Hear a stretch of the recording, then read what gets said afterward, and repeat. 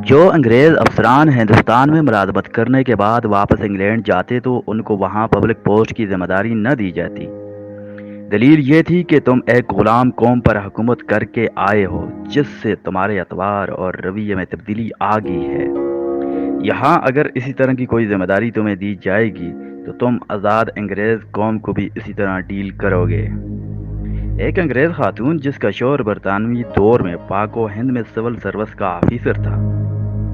خاتون نے زندگی کے کئی سال ہندوستان کے مختلف علاقوں میں گزارے۔ واپسی پر اس نے یادداشتوں پر مبنی بہت ہی خوبصورت کتاب لکھی۔ خاتون نے لکھا ہے کہ میرا شوہر جب ایک ضلع کا ڈپٹی کمشنر تھا تو اس وقت میرا بیٹا تقریباً 4 سال کا اور بیٹی 1 سال کی تھی۔ ڈپٹی کمشنر کو ملنے والی کئی ایکڑ پر محیط رہائش گاہ میں ہم رہتے تھے۔ ڈی سی صاحب کے گھر اور خاندان کی خدمت گزاری پر کئی سو افراد مامور تھے۔ روز پارٹیاں ہوتی، شکار کے پروگرام بنتے، ضلع کے بڑے بڑے زمیندار ہمیں اپنے ہاں مدعو کرنا باعث فخر جانتے، اور جس کے ہاں ہم چلے جاتے تو وہ اپنی عزت افزائی سمجھتا۔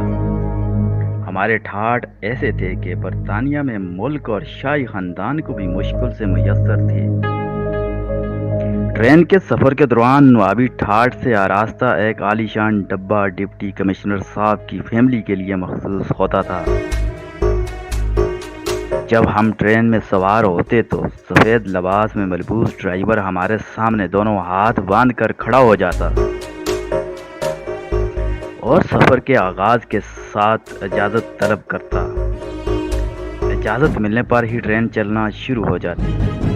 ایک بار ایسا ہوا کہ ہم سفر کے لیے ٹرین میں بیٹھے تو روایات کے مطابق ڈرائیور نے حاضر ہو کر اجازت طلب کی۔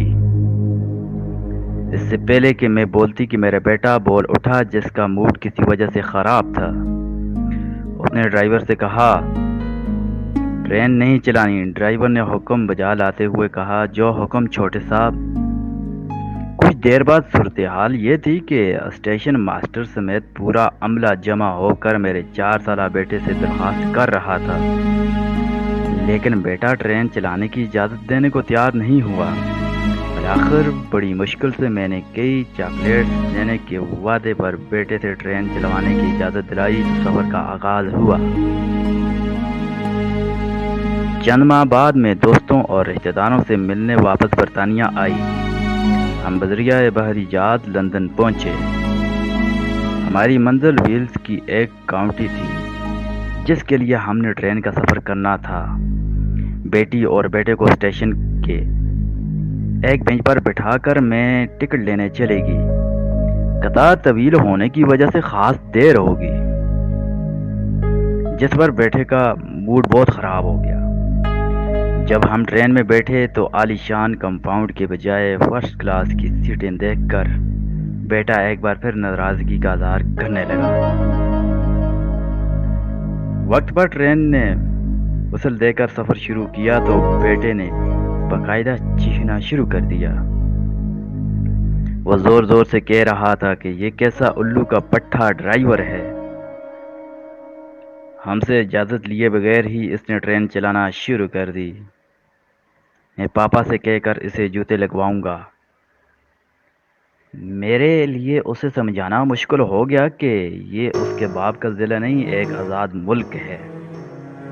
یہاں ڈپٹی کمشنر جیسے تیسرے درجے کی سرکاری ملازم تو کیا، وزیر اعظم اور بادشاہ کو بھی یہ اختیار حاصل نہیں ہے اپنی انا کی تسکین کے لیے عوام کو خوار کر سکے۔